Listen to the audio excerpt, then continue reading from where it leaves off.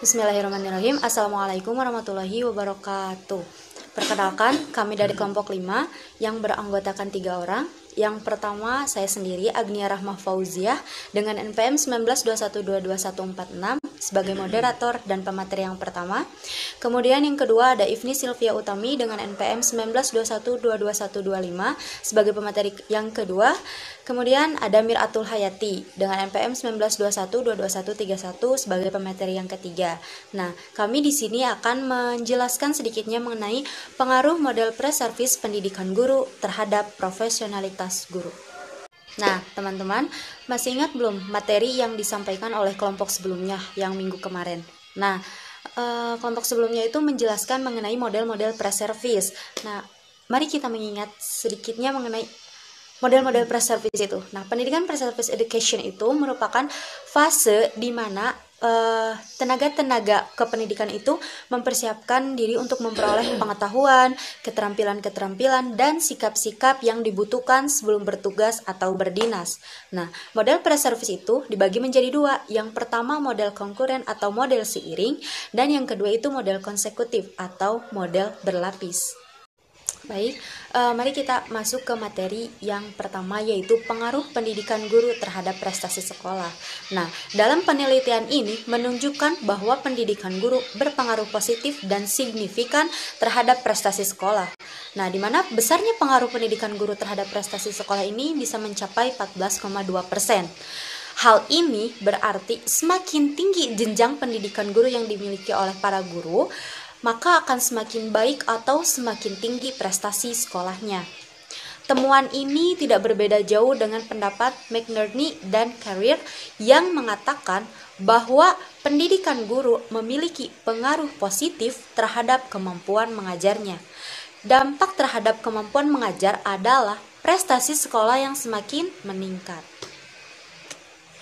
Nah, selain pendapat yang tadi, ada Lunandi yang menjelaskan bahwa perilaku baru didorong oleh sikap baru, keterampilan baru, pengetahuan baru, dan material baru. Nah, jadi ketiga pendapat tersebut menyoroti perubahan perilaku mengajar guru yang semakin baik dan berkualitas itu apabila guru ditingkatkan pendidikannya. Yang kedua, ada pengaruh pelatihan pembelajaran terhadap prestasi sekolah. Nah, berdasarkan analisis, ditemukan bahwa terdapat pelatihan pembelajaran berpengaruh kepada sisi positif dan signifikan terhadap prestasi sekolah. Jika umumnya apabila siswa mempunyai prestasi yang tinggi, berarti akan berpengaruh juga kan terhadap prestasi sekolahnya. Nah, besarnya pengaruh pelatihan pembelajaran terhadap prestasi sekolah ini mencapai sampai 16,5%. Nah, hal ini berarti semakin sering diadakannya pelatihan pembelajaran bagi guru, yaitu pre-service, maka semakin juga meningkat prestasi anak-anak dan prestasi sekolahnya tersebut. Nah, Pak Olivia tahun 1984 mengatakan bahwa pengembangan tingkat pengetahuan dan keterampilan mengajar itu dapat dilakukan melalui in-service training juga. Sedangkan untuk meningkatkan kemampuan profesional tenaga pengajar dengan cara memberi kesempatan mengikuti in-service training menurut Gofar 1989. Nah, melalui kegiatan penataran ini peserta dapat tambahan pengetahuan dan keterampilan juga, dan dapat menghilangkan kejenuhan dari rutinitas kegiatan pembelajaran sehari-hari di kelas maupun di luar kelas.